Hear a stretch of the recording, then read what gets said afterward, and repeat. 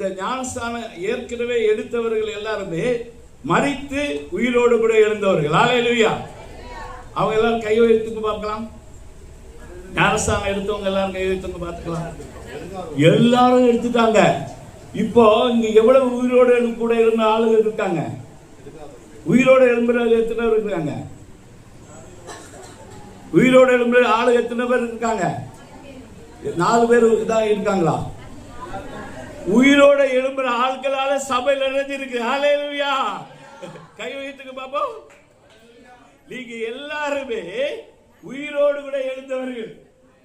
இந்த சத்தியம் தான் உங்களுக்கு தெரிய மாட்டேங்குது. இந்த சத்தியம் உங்களுக்கு தெரிய மாட்டேங்குது. இன்னைக்கு நீங்க இதை தெரிஞ்சுக்கிட்டு போனீங்கன்னா, இன்னைக்கு உங்க மனக்கண்கள் திறக்கப்பட்டுனா, ஏன்னா இது ஒரு சாதாரண காரியம் அல்ல. இயேசு கிறிஸ்து உயிரோட எழும்புவேன்னு சொல்லிட்டு அவர் 3.5 வருடங்கள் இருக்கும்போது தன் சீஷர்களுக்கு திரும்ப திரும்ப திரும்ப திரும்ப சொன்னார். அவங்க எவ்வளவு அதை விசுவாசித்தாங்க? அவங்க அதை விசுவாசிக்க நினைக்கிறீங்களா?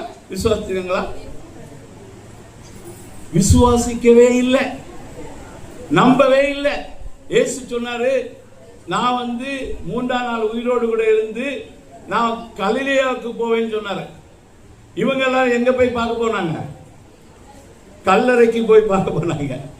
மரியாள் கல்லறையே திறந்திருக்க கல்லறை பார்த்தா அங்க இயேசுவின் சரீரம் இல்லை. அப்பவும் அவளுக்கு ஞாபகம் வரல. இயேசு உயிரோடு கூட எழுந்திருப்பேன்னு சொன்னாரு. அவர் கலிலேயா போய் பார்க்கணும். அவர் திரும்பி பார்க்கிறா. அங்க ஒரு தோட்டத்துல ஒரு தோட்டக்காரன் நிற்கிறார் என்று சொல்லி பார்த்து நினைச்சு இயேசுவிடத்திலே கேட்கிறா. தோட்டக்காரன், ஐயா, இயேசுக்கு சரீரத்தை எடுத்துக்கினா எனக்கு கொடுங்க, நான் அவருக்கு வெள்ளை போலம் கந்த வர்க்கம் எல்லாம் போடணும் அப்படின்னு சொல்லிட்டு இயேசு சரீரத்தை எடுத்துட்டு போனீங்களான்னு கேட்கிறா. இயேசு கிறிஸ்து அவளை பார்த்து மரியாளே என்று கூப்பிட்டார். கூப்பிட்ட உடனே, இது யாரு? இந்த பொருள் எனக்கு ரொம்ப பரிச்சயமான பொருளா இருக்குது, யாருன்னு பார்த்தா அவருடைய கண்கள் திறக்கப்பட்டது.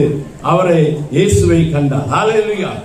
இயேசுவை பார்த்த உடனே அவர் சொன்னார், நீ போய் என் சீசரிடத்துல போய் சொல்லு, நான் உயிரோடு கூட இருக்கிறேன் என்று சொல்லி என் சீசரிடத்தை சொல்லுங்க. இவன் ஓடி ஓடி ஓடி ஓடி போய் சீசரிட்ட பேதுருட்ட சொன்னான். பேதுரு, யோவான், எல்லாரும் பாருங்க, இயேசு உயிரோடு கூட எழுந்துட்டாரு அப்படின்னு சொன்னாங்க.